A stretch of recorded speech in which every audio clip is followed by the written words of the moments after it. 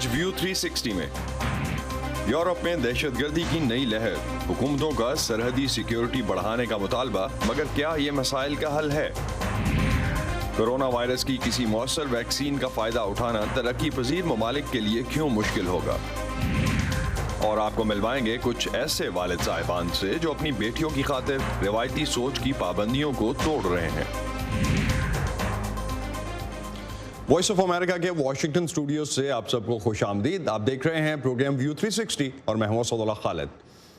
آج کے شو کا آغاز کریں گے یورپ اور مسلمانوں کے درمیان تعلقات پر جاری بحث سے، کیونکہ ایک بار پھر بین الاقوامی سطح پر یہ سوال زیر بحث ہے کہ کیا اسلامی اور یورپی اقدار ایک دوسرے سے متصادم ہیں۔ پاکستان کی مذہبی اور سیاسی جماعت تحریک لبیک پاکستان نے فرانس میں پیغمبر اسلام کے خاکوں کی اشاعت پر ایک بار پھر اسلام آباد کے مرکزی داخلے جو راستہ فیض آباد سے آتا ہے وہاں دھرنا دے رکھا ہے۔ مظاہرین کا مطالبہ یہ ہے کہ حکومت پاکستان فوری طور پر فرانسیسی سفیر کو ملک بدر کرے اور فرانس کے ساتھ تجارتی تعلقات بھی ختم کرے۔ پاکستان کے علاوہ دیگر مسلم اکثریتی ممالک میں بھی گزشتہ چند ہفتوں کے دوران فرانس مخالف مظاہرے ہوئے ہیں، لیکن فرانس کی حکومت اپنی سیکولر جمہوری اقدار کا دفاع کر رہی ہے۔ دوسری جانب پیغمبر اسلام کے متنازع خاکے دکھانے والے استاد کے قتل کے بعد نہ صرف فرانس بلکہ آسٹریا میں بھی مسلمان حملہ آوروں کی جانب سے شہریوں کے قتل کے واقعات سامنے آئے ہیں۔ اگرچہ اب تک ان وارداتوں میں کوئی تعلق تو سامنے نہیں آیا، لیکن یورپی حکومتیں اب اپنی سیکیورٹی اور سرحدوں کے درمیان نقل و حرکت پر مزید سخت نظر رکھنے کا مطالبہ کر رہی ہیں۔ تاہم بعض ماہرین سمجھتے ہیں کہ یہ حل ناکافی ہوگا۔ حملوں کا سلسلہ 16 اکتوبر کو اس وقت شروع ہوا جب پیرس کے ایک اسکول ٹیچر سیمول پیٹی کا سر ایک چیچن نوعمر عبداللہ انزروف نے قلم کر دیا۔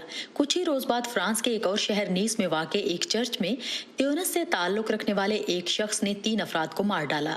یہ شخص ایک پناہ گزین کی حیثیت سے تیونس سے اٹلی کے راستے فرانس پہنچا تھا، اور پھر 2 نومبر کو داعش سے ہمدردی رکھنے والے ایک اور شخص نے آسٹریا کے شہر ویانا میں 4 افراد کو گولیاں مار کر ہلاک کر دیا۔ فرانس اور جرمنی نے یورپ کے ان حصوں کی سرحدوں پر سیکیورٹی سخت کرنے کا مطالبہ کیا ہے، جن کے درمیان سفر کے لیے پاسپورٹ کی ضرورت نہیں ہوتی۔ اسے شینگن ایریا کے نام سے جانا جاتا ہے۔ اس کا مقصد پناہ کے حق کو کم کرنا یا ختم کرنا نہیں ہے، لیکن اس کے غلط استعمال کو روکنا ہے اور اپنی مشترکہ بیرونی سرحدوں کو مزید محفوظ بنانا ہے۔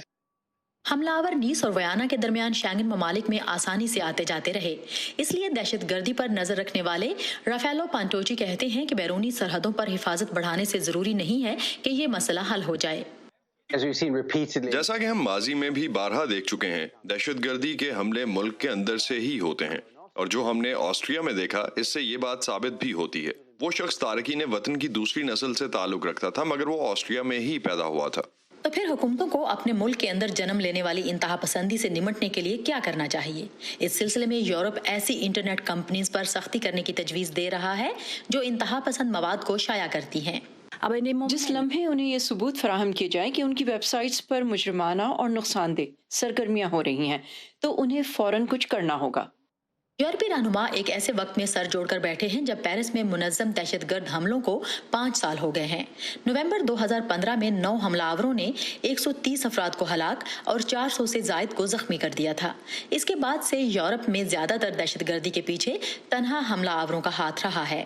اس وقت حالات پہلے سے بہت بہتر ہیں، کیونکہ ہم پیرس، میڈرڈ اور لندن میں کچھ دہائیاں پہلے بہت بڑے پیمانے پر حملے دیکھ چکے ہیں۔ یورپی یونین کے 27 سربراہان مملکت دہشت گردی کے خطرے سے نمٹنے کے لیے ٹھوس اقدامات کا فیصلہ کرنے کے لیے دسمبر میں دوبارہ ملاقات کریں گے۔ ہنری رجویل کے ساتھ سعدیہ زبرانجھا، وائس آف امریکہ۔ فرانس میں مسلمان ہمراہ آوروں کے ہاتھوں قتل کے واقعات کے بعد صدر میکرون کا پیغام یہ رہا ہے کہ اسلام بحران کا شکار ہے اور فرانس اپنی اقدار سے پیچھے نہیں ہٹے گا۔ ان کی حکومت نے حال ہی میں مذہب کی بنیاد پر علیحدگی کو فروغ دینے کے خلاف قوانین بھی متعارف کروائے ہیں، جن کا مقصد صدر میکرون کے بقول فرانس میں اسلام کو غیر ملکی اثر سے بچانا ہے۔ اس کے لیے مقامی عہدیداروں کو انتہا پسندی کے خلاف اقدامات اٹھانے کے لیے مزید اختیارات بھی دیے جائیں گے، جبکہ اسلامی ثقافت اور تہذیب کی تعلیم پر مزید رقم خرچ کی جائے گی۔ اور غربت میں کمی لانے پر بھی توجہ دی جائے گی۔ صدر میکرون کہتے ہیں کہ انہیں ایک طرف ایسے لوگوں کو روکنا ہے جو مذہب کے نام پر پاگل پن کا مظاہرہ کرتے ہیں اور دوسری طرف ان کا دفاع کرنا ہے جو اسلام پر یقین رکھتے ہیں اور ملک کے بھرپور شہری ہیں۔ مگر سوال یہ ہے کہ کیا فرانس اپنے مسلمان شہریوں کو ساتھ لے کر چل رہا ہے؟ اسی کے کچھ پہلوؤں پر بات کی رام عباسی نے امریکہ میں قانون کے استاد خالد بیدون سے، جو کہ یونیورسٹی آف کیلیفورنیا برکلے کے Islamophobia research and documentation project سے منسلک ہیں۔ آئیے جانتے ہیں۔ So world leaders should respond to their Muslim communities by first سب سے پہلے تو عالمی رہنماؤں کو اپنے ملکوں میں مسلمانوں کی موجودگی کے بارے میں ایسے بات نہیں کرنی چاہیے جیسے وہ کوئی بہت بڑا مسئلہ ہے۔ میرے خیال میں صدر میکرون کے بیانیے سے اس انتہا پسندی کو ہوا ملی ہے جس سے وہ لڑنے کی بات کرتے ہیں، نہ کہ اس میں کوئی کمی آئی ہے۔ یہ کہنا کہ اسلام بحران کا شکار ہے، اس سے تو مسلمانوں کو معاشرتی دھارے کا بامانی طریقے سے حصہ بنانا اور بھی مشکل ہو جاتا ہے۔ لہٰذا لیڈرز کو اپنے الفاظ کا چناؤ بدلنا ہوگا تاکہ ان کے ملکوں کے مسلمانوں کا عدم اطمینان ختم ہو سکے۔ آپ نے فرانس کی بات کی۔ ہم جانتے ہیں کہ فرانس ایک سیکولر ملک ہے اور وہاں یہ بحث ایک عرصے سے چل رہی ہے کہ آزادی اظہار رائے اور مختلف مذاہب کے لیے احترام کو ایک ساتھ لے کر کیسے چلا جائے۔ فرانس سیکولر ملک ہے مگر ایک جمہوریت بھی ہے۔ جمہوریت کی بنیاد ضمیر کی آزادی پر ہوتی ہے جس میں اظہار اور مذہب دونوں کی آزادی شامل ہے۔ فرانس میں جو ہو رہا ہے وہ ایک بنیادی اختلاف ظاہر کرتا ہے، جہاں ریاست ایک طرف تو آزادی اظہار اور چارلی ایبڈو جیسے رسالوں کے حقوق کے تحفظ کی بات کرتی ہے جو ایسی زبان اور سوچ کو جگہ دیتے ہیں جو مسلمانوں کے لیے اشتعال انگیز ہے۔ ٹھیک ہے، آپ کو اس حق کا احترام کرنا چاہیے، اگرچہ ایسے خیالات کبھی کبھی اشتعال انگیز اور سننے میں برے لگ سکتے ہیں۔ میرے خیال میں فرانس میں ایسے بہت سے مسلمان بھی ہیں جو کہتے ہیں کہ ہاں، اس رسالے کو کچھ بھی چھاپنے کا حق ہے، خواہ وہ کتنا ہی برا کیوں نہ لگتا ہو، لیکن وہ ساتھ ہی یہ فرق بھی دیکھ رہے ہیں کہ انہیں اپنے مذہب کے اظہار کا حق نہیں مل رہا اور اپنے مذہب کے لوگوں کے ساتھ جمع ہونے کا حق نہیں مل رہا۔ انہیں اسلام کی پیروی کرنے کے لیے وہ اختیار اور آزادی نہیں مل رہی جو کہ اسلام کے بارے میں نفرت کا اظہار کرنے والوں کو اپنی بات کہنے کے لیے مل رہی ہے۔ آپ نے معاشرتی دھارے کا حصہ بننے کی بات کی جو بہت اہم ہے۔ کیا یورپ اس میں ناکام ہو رہا ہے؟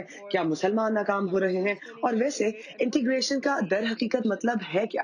I think that there's میرے خیال میں یہ ایک مفروضہ ہی ہے کہ فرانس کے مسلمان معاشرتی دھارے کا حصہ بننے میں ناکام ہو رہے ہیں۔ اسے ذرا صرف تعداد کے اعتبار سے دیکھیں۔ فرانس میں 8 ملین مسلمان رہتے ہیں، مغربی یورپ میں سب سے زیادہ۔ اگر آپ فرانسیسی معاشرے کا جائزہ لیں تو آپ دیکھیں گے کہ مسلمان ڈاکٹر ہیں، پروفیسر ہیں، بہت سے شعبوں میں ہیں، جس سے ظاہر ہوتا ہے کہ وہ معاشرے کا حصہ ہیں اور فرانس کے طرز زندگی کے مطابق رہ رہے ہیں۔ لیکن مسئلہ یہ ہے کہ ہم مسلمانوں کے ہاتھوں ہونے والے تشدد کے 3-4 واقعات کو لے کر انہیں اس بات کی علامت سمجھتے ہیں کہ مسلمان معاشرے سے الگ تھلگ ہیں۔ اس سے یہ بات نظر انداز ہو جاتی ہے کہ باقی 8 ملین یا 99% مسلمان تو بھرپور طریقے سے معاشرے کا حصہ ہیں نا۔ ہم انتہا پسند سوچ کی بات کر رہے ہیں تو آپ کے خیال میں مسلمان کمیونٹیز کو اپنے اندر کن پہلوؤں پر توجہ دینے کی ضرورت ہے؟ I think internally within the Muslim community میرے خیال میں مسلمان کمیونٹی کے اندر بھی اسی پر غور کرنا چاہیے کہ اسلام کو دیکھنے اور اس پر عمل کرنے کے لیے بہت سے زاویے ہیں جنہیں سمجھنے کی کوشش کرنی ہوگی۔ اولیور روائے ایک اسکالر ہیں جو کہتے ہیں کہ بجائے اسلام کو انتہا پسندی کا ایک ذریعہ سمجھنے کے یہ دیکھنا ہوگا کہ اکثر اوقات معاشی مسائل بے اطمینانی کی وجہ ہوتے ہیں۔ فرانس میں بہت سے لوگ بٹے ہوئے ہیں، الگ الگ علاقوں میں بہت سے مسلمان غریب بستیوں میں محدود ہیں، ان کے پاس اچھے اسکول نہیں، ان کے علاقوں میں بہت پولیس موجود ہوتی ہے۔ تو مجھے یہ بھی لگتا ہے کہ شاید مذہب انتہا پسندی کی طرف راغب نہیں کر رہا، یا یہ بنیادی وجہ نہیں بلکہ معاشی محرومی اور تعلیمی کمزوریوں کا بڑا کردار ہے۔ یہی احساس محرومی فرانس میں گینگز کو فروغ دے رہا ہے، جس سے پھر انتہا پسندی کو فروغ ملتا ہے۔ اور اب بات امریکہ کی۔ صدر ٹرمپ نے ٹویٹر پر اتنا تو کہہ دیا ہے کہ جو بائیڈن جیتے ہیں، مگر ساتھ ہی یہ بھی کہا ہے کہ وہ ہار نہیں مانیں گے۔ اس سے پہلے ہفتے کے روز صدر ٹرمپ کے ہزاروں حامی ملک بھر سے واشنگٹن میں ایک بڑی ریلی کے لیے جمع ہوئے اور یہاں یہی الزام عائد کیا کہ انتخابات میں دھاندلی ہوئی ہے۔ واشنگٹن کی سیاسی صورتحال جانتے ہیں۔ اس وقت ندیم یعقوب ہمارے ساتھ کیپٹل ہل پہ موجود ہیں۔ ندیم، کیا خبر ہے آپ کے پاس؟ जिस तरह से आपने कहा कि सर ट्रंप ने अभी तक शिकस्त कबूल नहीं की, दूसरी जानिब जो नौ मुंतखब सदर हैं और उनके साथी जो हैं वो ट्रांजिशन के मोड में हैं, उनकी जो टीमें हैं वो आप ट्रांजिशन के लिए प्लानिंग कर रही हैं। लेकिन यहाँ पर जो तिबी माहिरीन हैं उन्होंने ये जो रिसेंट सर्ज हुई है अमेरिका में कोरोना वायरस के हवाले से, उस बारे में उन्होंने कंसर्न का इजहार किया है कि अगर जो मौजूदा इंतज़ामिया है वो नई आने वाली गवर्नमेंट को वो इंफॉर्मेशन और फंड्स फ्राहम नहीं करती, तो वो जिस तरीके से इस मसले से निपटना चाहेंगे या जो स्ट्रैटेजी बनाएंगे वो इस पैंडेमिक से निपटने के लिए वो उस तरह से मुअस्सर नहीं हो सकती। जो बाइडन जो नौ मुंतखब सदर हैं, आज वो डेलावेयर में पहली मरतबा एक इवेंट में जो इकॉनमी का इशू है उस पर बात करेंगे। तो मसला चाहे पैंडेमिक का हो, कोरोना वायरस का हो, या अहम मसला हो इकॉनमी का, जो नई इंतज़ामिया नई गवर्नमेंट है उनको अपनी पॉलिसीज़ के लिए कानून साजी जो चाहिए वो कांग्रेस में चाहिए। अब कांग्रेस में फ़िलहाल जो डेमोक्रेटिक पार्टी है उनको उतनी सेनेट में ख़ास तौर पर हमायत हासिल नहीं है, तो जो ताकत का दारोमदार है अब वो दो नशिस्तों पर जो है वो रुक गया है, जो कि जॉर्जिया में जो इलेक्शन हुआ वहाँ पर दो सेनेट की नशिस्तें हैं जहाँ पर उम्मीदवार जो है वो कामयाब नहीं हो सके, उतने वोट्स नहीं ले सके जितने चाहिए थे। अब वहाँ पर जनवरी में दोबारा इलेक्शन होगा इन दो नशिस्तों पर। इस हवाले से मज़ीद तफसीलात इस रिपोर्ट में। Chuck Schumer, Nancy Pelosi, you're not going to take Georgia. It's ours. रियासत जॉर्जिया में 3 नवंबर को सेनेट की 2 नशिस्तों के लिए किसी उम्मीदवार को भी मतलूबा अक्सरियत हासिल नहीं हो सकी और अब दूसरे मरहले में वोटिंग जनवरी में होगी। डेमोक्रेट्स राफेल वॉर्निक और जॉन ओसफ, रिपब्लिकन्स कैली लॉफलर और डेविड पर्डू के मद्दे मुकाबिल हैं। इन नशिस्तों पर पहले से मौजूद रिपब्लिकन्स ने सोचा था कि वो बहुत आसानी से जीत जाएंगे। अब तक रिपब्लिकन्स ने सेनेट की 100 में से 50 नशिस्तें हासिल कर ली हैं, जबकि डेमोक्रेट्स ने 46, जबकि 2 आज़ाद उम्मीदवार हैं जो अमूमन डेमोक्रेट्स के साथ ही वोट करते हैं। जॉर्जिया में होने वाले खुसूसी इंतखाबात का मतलब ये है कि अगर डेमोक्रेट्स दोनों सीटें जीत जाते हैं तो सेनेट में उनकी तादाद रिपब्लिकन्स के बराबर हो जाएगी। आइन के मुताबिक अगर नशिस्तें बराबर हो जाएं तो फिर नायब सदर का वोट फैसला कुन होता है। इसका मतलब ये है कि नौ मुंतखब नायब सदर कामला हैरिस का वोट टाई ब्रेकर होगा और सदर जो बाइडन की पॉलिसियों की मंजूरी के लिए रास्ता निकालेगा। बेहतर होगा अगर सेनेट में दोनों जमातों के सेनेटर्स की तादाद बराबर हो जाती है, क्योंकि इस तरह कामला हैरिस की अहमियत और भी बढ़ जाती है। लेकिन अगर जॉर्जिया में रिपब्लिकन्स एक या दोनों नशिस्तें जीत जाते हैं तो फिर जो बाइडन के लिए एक बिल्कुल मुख्तलिफ मंजरनामा होगा।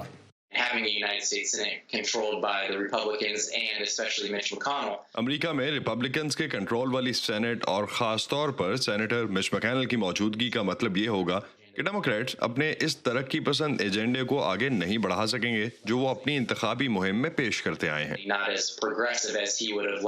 रियासत जॉर्जिया रवायती तौर पर रिपब्लिकन्स का गढ़ समझी जाती है, लेकिन डेमोक्रेट स्टेसी अब्राहम की कोशिशों की वजह से इसमें तब्दीली देखने में आई है।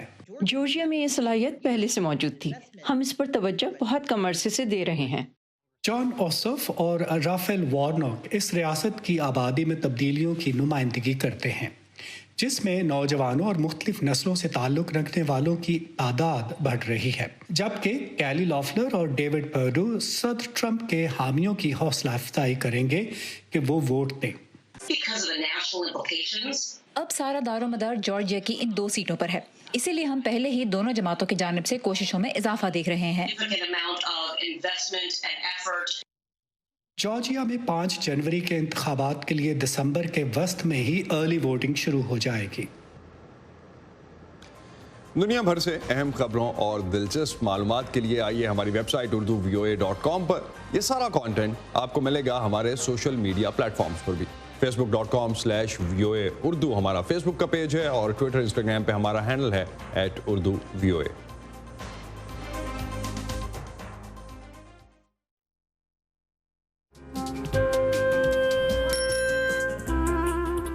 अब्बा जैसे करोड़ों लोग जहां हर रोज ईमानदारी से काम पर लगे हों, चाहे वो दफ्तर में हो या खेतों में, सड़कें हों, बॉर्डर्स, खेल का मैदान या कोई इंटरनेशनल स्टेज। जब पाकिस्तान का नाम रोशन करने वालों की कहानियां कहने के लिए हमारे पास वक्त कम पड़ जाए, जब पूरा मुल्क ही खुद को आगे ले जाने में लगा हो, तो फिर दुनिया भर में उसका परसेप्शन मुट्ठी भर लोग क्यों बनाते हैं? We are almost there, but not there yet. लगता है थोड़ी मेहनत और करनी होगी हमें भी। व्यू 360 सिर्फ आज न्यूज़ पर।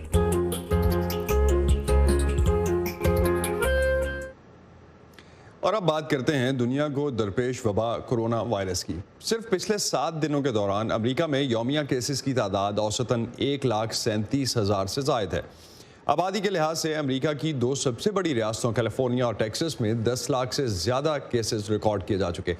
भारतीय दारुल हुकूमत दिल्ली में वबा की तीसरी लहर का जोर है, जबकि पाकिस्तान के सरकारी आदाद-ओ-शुमार के मुताबिक मुल्क भर में 3,59,000 से ज़्यादा केसेस और 7,000 से ज़्यादा अमवात रिपोर्ट हो चुकी।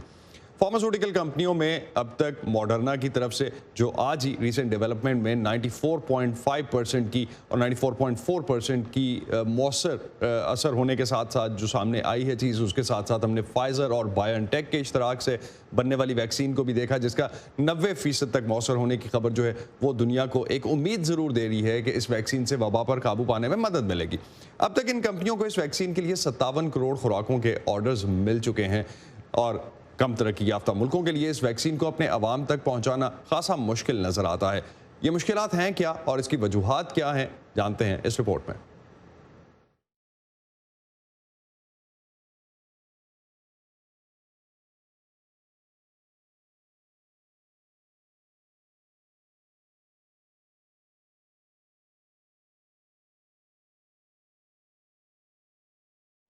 फाइजर और बायोएनटेक के इश्तराक से बनाई गई वैक्सीन की आजमाइश अभी इब्तदाई मराहिल में है, लेकिन साइंसदान कहते हैं कि 44,000 रज़ाकारों के अब तक के नताइज से यह जाहिर होता है कि वायरस को शिकस्त दी जा सकती है। ये वैक्सीन जदीद mRNA नामी टेक्नोलॉजी पर मबनी है और निगरान इदारों ने अभी तक इसे मंजूर नहीं किया। अगर ये तेजी से मंजूरी के मराहिल तय कर भी ले तो फिर भी चैलेंजेस बाकी हैं। इसकी तैयारी के चैलेंजेस हैं, लॉजिस्टिक चैलेंजेस हैं। इस वैक्सीन को -80 डिग्री सेंटीग्रेड के दर्जा हरारत में रखना होगा। अमीर ममालिक में तो ऐसा करना आसान है, लेकिन गरीब मुल्कों में वैक्सीन का ये प्रोग्राम चलाना आसान नहीं होगा। बर्किना फासो के इस क्लिनिक में रेफ्रिजरेटर बार बार खराब होता है और स्टाफ को इसमें रखी अद्वियात फेंकनी पड़ती हैं। अक़वाम मुत्तहिदा का कहना है कि दुनिया की 2/3 आबादी की जिस मेयार के निज़ाम सेहत तक रसाई है, उसमें रेफ्रिजरेशन की मुनासिब सहूलत मौजूद नहीं है। मिसाल के तौर पर आज हमें कोरोना वायरस की वैक्सीन इस्तेमाल करना हो तो हमें इसे रखने के लिए बहुत से रेफ्रिजरेटर्स की जरूरत होगी, जो हमारे पास नहीं है। और फिर बिजली का भी मसला है। गर्म मौसम का मतलब ये है कि ठंडा रखने वाले आलात अहम होंगे और उन पर बोझ बढ़ेगा। तरक्की पजीर मईशतें हैं जहां बिजली की कमी है, इसलिए अगर आप उन मार्केट्स में देखें तो आपको ऐसे मुल्क नजर आएंगे जहां 30 से 40% तिबी मराकज़ में बिजली ही नहीं है। अक़वाम मुत्तहिदा के इदारे यूनिसेफ ने 2019 में रेफ्रिजरेशन के आलात पर $8.5 करोड़ सर्फ किए। ज़्यादातर अफ्रीका और एशिया को मिलने वाले ये आलात शमसी तवानाई से चलते हैं। वैक्सीन आने से पहले इसके लिए सिरिंजेस जमा करनी होंगी, कोल्ड स्टोरेज और मुनासिब ट्रांसपोर्ट का निज़ाम भी तैयार रखना होगा। लेकिन बहुत से ममालिक में साइंसदानों का कहना है कि सेहत का बुनियादी ढांचा मौजूद ही नहीं, जो कोरोना वैक्सीन की वायरस लगाने के प्रोग्राम को चलाने में मददगार हो। एक और चैलेंज लोगों को क्लिनिक तक लाना या फिर उन तक तिबी अमले को पहुंचाना है और उन्हें ये यकीन दिलाना भी है कि वैक्सीन खतरनाक नहीं। फाइजर बायोएनटेक वैक्सीन की हर फर्द को 2 खुराकें लेना होंगी और फिर ये डर कि अमीर ममालिक तमाम वैक्सीन पहले ही खरीद लेंगे। 150 से ज़ायद ममालिक ने कोवैक्स नामी एक आलमी तंजीम की रुकनीत इख्तियार की है, जिसका मकसद वैक्सीन की मुनसिफाना तकसीम को यकीनी बनाना है। With the goal being to help produce 2 billion doses of various मकसद ये है कि कोविड वैक्सीन की 2 अरब खुराकें तैयार की जाएं जो 2021 के इख्तिताम तक इन तमाम ममालिक में तकसीम की जा सकें। سائنسدان کہتے ہیں کہ کورونا وائرس کے خلاف اس وقت کچھ اور ویکسینز بھی تجرباتی مراحل میں ہیں، جس سے ویکسین کے پروگرام چلانے والوں کو بڑی امید ملی ہے، لیکن وہ خبردار بھی کرتے ہیں کہ ویکسین کے پروگرامز آنے تک حکومتوں اور عوام کو وائرس کا پھیلاؤ روکنے کی کوششیں جاری رکھنا چاہیے، کیونکہ اب تک اس وائرس کے کیسز میں اضافہ ہی ہوتا جا رہا ہے۔ پاکستان میں ایسے والد ابھی بھی کم ہی نظر آتے ہیں جو اپنی بیٹیوں کو موٹر سائیکل چلانا سکھا رہے ہوں، لیکن اس بارے میں اب رائے بدل ضرور رہی ہے۔ سمن خان آج ہمیں ملوا رہی ہیں باپ اور بیٹی کی ایسی ٹیم سے جو مل کر اسٹیریوٹائپس کو توڑ رہی ہیں اور لڑکیوں کو خود اعتمادی کے راستے پر لا رہی ہیں۔ آئیے جانتے ہیں ان کے لاہور کی سڑکوں سے شمالی علاقوں کے پہاڑوں تک سفر کے بارے میں۔ موٹر سائیکل چلانا مشکل کام نہیں، جو 11ویں جماعت کی طالبہ تنجینہ نوید سیکھ چکی ہیں، لیکن تنجینہ کے والد ان میں مزید خود اعتمادی دیکھنا چاہتے ہیں، اسی لیے انہوں نے لاہور میں ہی اونچے نیچے راستے اور ریتلے علاقوں کی نشاندہی کر رکھی ہے، جہاں وہ اپنی بیٹی کو بائک چلانے کی تربیت دیتے ہیں۔ والد اور بھائیوں کے ساتھ وہ نوری ٹاپ کشمیر کا دشوار گزار راستہ بھی طے کر چکی ہیں۔ وہ ڈفرینٹ ٹائپس آف ٹیرینز اور اسینٹس تھے۔ اب بائک چلاتے جاتے بہت ایسی جگہیں ہیں جہاں مجھے اترنا پڑ رہا، مجھے دھکا لگانا پڑ رہا، دھکا لگانے کے ساتھ ساتھ پیدل ٹریک بھی کرنا پڑ رہا۔ اب وہ سارا کرتے ہوئے یہ نہیں تھا کہ میں ایگزاسٹ ہو جاؤں، میں تھک جاؤں، میرا موڈ آف ہو، میں انجوائے کر رہی تھی اور میں بابا کے ساتھ ساتھ ہی تھی اور میں نے دھکے بھی بہت اچھے خاصے لگائے ہیں۔ ان کے والد انہیں سڑک پر پیچھا کرنے والوں اور ان کے طنزیہ جملوں سے بچ نکلنے کا ہنر سکھانے کے ساتھ بائک کو ٹھیک کرنا بھی سکھا رہے ہیں۔ تعلیم جو لوگوں کو مل رہی ہے، اویئرنیس آ رہی ہے، اویئرنیس آ کر یہ سہولیات ہیں۔ مطلب ایک ہے کہ اب باپ انتظار کر رہا ہے، باپ لے کر جا رہا ہے، ڈیوٹی دے رہا ہے، اپنے آفس جانا ہے، آفس سے پہلے بیٹی کو جا کر ڈراپ کرنے جا رہا ہے، پھر آفس سے مطلب چھٹی ہوئی ہے اسکول سے تو پھر اس کو واپس لینے کے لیے جا رہا ہے، ایک ڈیوٹی دی جا رہی ہے۔ تو اگر بچی کو وہ بائک چلانا آ جائے تو اس میں کوئی، میں نہیں سمجھتا کوئی پرابلم ہے۔ پتہ چلا کہ کوئی لڑکی چلا رہی ہے تو وہ گاڑی والے دبانے کی کوشش کرتے ہیں، ہوٹنگ وغیرہ ہوتی ہے، بٹ وہ سارا اگنور کرنا پڑتا ہے، اپنے آپ کو بچانا ہوتا ہے اس وقت اس وجہ سے۔ لیکن پازیٹیو اتنا ہوتا ہے کہ وہ سارا ایک طرف ہو جاتا ہے۔ کہتے ہیں کہ کسی کو سمجھنا ہے تو اس کے ساتھ سفر کرو۔ لاہور میں باپ بیٹی کی ایک ایسی جوڑی بھی ہے جو موٹر بائک پر ایک ساتھ سفر کر کے ایک مثبت پیغام دے رہی ہے۔ طاہر مہدی اور ان کی بیٹی مومل نے 2019 میں وی لاگز کا سلسلہ شروع کیا۔ اس کے لیے انہوں نے موٹر بائک پر جنوبی پنجاب کا سفر کیا۔ یوں انہیں پنجاب کی ثقافت کو ہی نہیں بلکہ ایک دوسرے کو بھی جاننے کا موقع ملا۔ ابو کا کام جرنلزم کا ظاہر بات ہے تو ان کا ٹائم گھر میں جب بھی گزرتا ہے سیریس گزرتا ہے، تو ظاہر بات ہے جب وہاں پہ ہم ٹائم گزار رہے تھے ایک دوسرے کے ساتھ، فنی پیریڈز بھی تھے، کچھ ہم نے فائٹ بھی کی اور کچھ نارمل بھی گزرا، کوئی اس وقت آرگیو بھی کیا، ڈفرینٹ تھا۔ جب تک کو یہ نہیں سمجھ آئے گی بیٹیاں بھی بیٹوں کے برابر ہیں اور ساتھ امپورٹنٹ ہیں، سوچ بدلے گی تو ان کو سمجھ آئے گی کہ لڑکوں کے علاوہ لڑکیاں بھی ساتھ جا سکتی ہیں باپ کے۔ طاہر کے لیے بیٹی کا ساتھ دینا لوگوں کے سوالوں کے جواب دینے سے زیادہ ضروری ہے۔ معاشرے نے جو رکاوٹیں کھڑی کی ہیں ان کو تسلیم کر لینے والی بات ہے نا۔ تو جب وہ لڑکیوں میں اتنا پوٹینشیل ہے، اتنی ہمت ہے اور اتنی ان کی خواہشیں ہیں، خواب ہیں دنیا کو میں کام کرنے کے، تو یہ چھوٹی چھوٹی اگر میرے ہاتھ پکڑنے سے اگر یہ چھوٹی سی رکاوٹ عبور ہو جاتی ہے تو مطلب میرے لیے اس سے اچھی اور کیا بات ہوگی۔